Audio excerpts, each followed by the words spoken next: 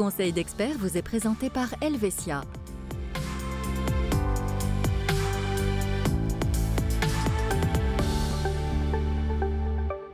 Bonsoir à tous, bienvenue dans Conseil d'experts. On s'intéresse ce soir aux questions d'assurance liées aux bâtiments, les aménagements extérieurs de la maison par exemple. Et c'est avec notre expert Arnaud Claret que l'on voit tout ceci. Bonsoir Arnaud. Bonsoir Nasrat.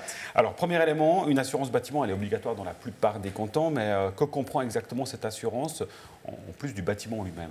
Alors effectivement, Nasrat, l'assurance bâtiment n'est pas obligatoire dans tous les cantons. C'est notamment le cas dans notre cher canton en Valais.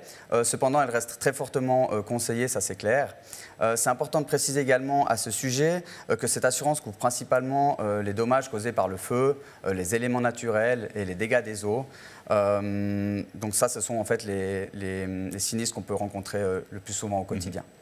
Si on parle des jardins et du mobilier de jardin, comment est-ce que ces éléments sont assurés ? Alors, pour tout ce qui concerne le mobilier de jardin, les pots de fleurs, les outils de jardinage, ils sont pris en charge par l'assurance inventaire du ménage.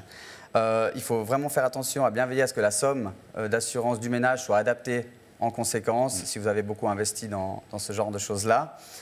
Pour poursuivre sur votre question, Nasrat, il existe dans la couverture bâtiment une assurance complémentaire qui s'appelle aménagement extérieur, qui viendra couvrir, par exemple, en cas de tempête, une plantation spéciale ou une petite habitation comme un abri de jardin, typiquement.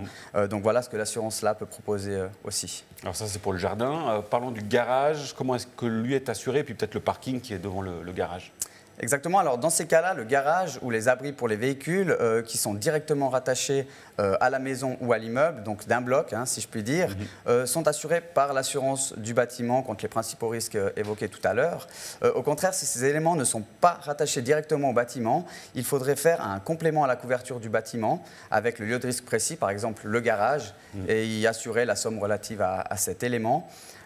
Par contre, pour le matériel qui se trouve dans le garage et devant le garage, là, c'est encore une fois l'assurance inventaire du ménage qui prend le relais, principalement pour les cas de vol ou de dommages naturels.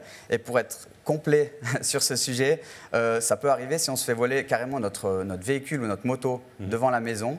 C'est rare, mais effectivement, ça peut arriver. C'est l'assurance du véhicule automobile qui sera compétente à ce moment-là.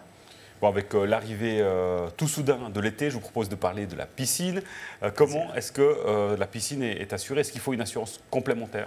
Alors, effectivement, déjà la saison se rapproche, donc on s'en réjouit. Dans le domaine des assurances, on distingue deux types de piscines.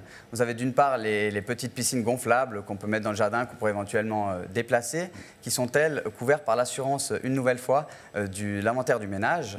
Et vous avez d'autre part donc les piscines creusées, les piscines plus importantes, plus coûteuses évidemment, qui sont elles prises en charge par l'assurance bâtiment, avec cette fameuse assurance complémentaire dont on a parlé tout à l'heure, aménagement extérieur. Ça, c'est si tout va bien. Évidemment, on n'est pas à l'abri d'un sinistre. En cas de dommage, comment est-ce qu'il faut procéder? Alors, en cas de dommage, de toute façon, la première chose à faire, c'est de contacter son assurance afin de clarifier la marche à suivre.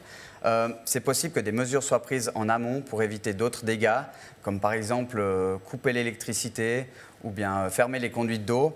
Ça paraît évident parfois ce que je dis, mais c'est important de le rappeler malgré tout. À noter également que toute personne qui fait valoir un dommage auprès de son assurance doit être en mesure d'apporter les preuves nécessaires à ce sinistre. En d'autres termes, il faut que le dossier soit solidement documenté. Donc faites des photos du sinistre, conservez tous vos justificatifs liés à vos investissements dans un tiroir ou autre. Comme ça, vous êtes plus serein en cas de pépin. Et l'aspect, si on revient au jardin, les aménagements du jardin, tout ce qui est autour du jardin, parce que c'est des éléments qui peuvent aussi coûter particulièrement cher. Quel conseil vous donneriez pour bien protéger son jardin et ses aménagements? Alors, déjà, comme premier petit conseil que je peux vous donner, c'est qu'en prévision d'un violent orage, par exemple, il serait judicieux de fermer complètement vos stores, de remonter la toile de votre terrasse, si vous en avez, ou de votre balcon. Il serait judicieux d'en faire de même si vous partez quelque temps en vacances. C'est ce genre de petits détails qui peuvent parfois vite faire la différence et éviter un sinistre important. Alors ça, c'était plutôt pour la partie matérielle de la chose, si je puis dire. Ensuite, il y a toute la partie dont un citoyen lambda pense un petit peu moins.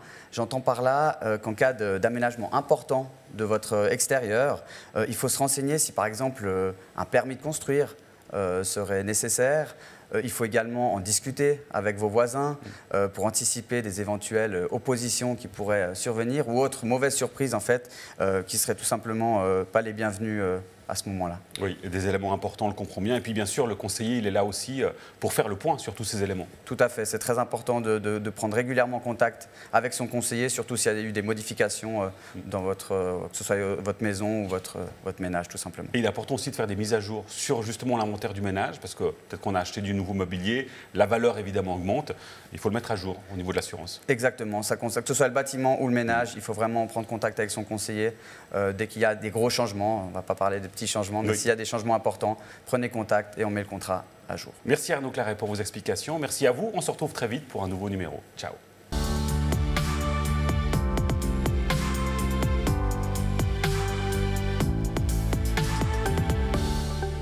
Simple, clair, Helvetia.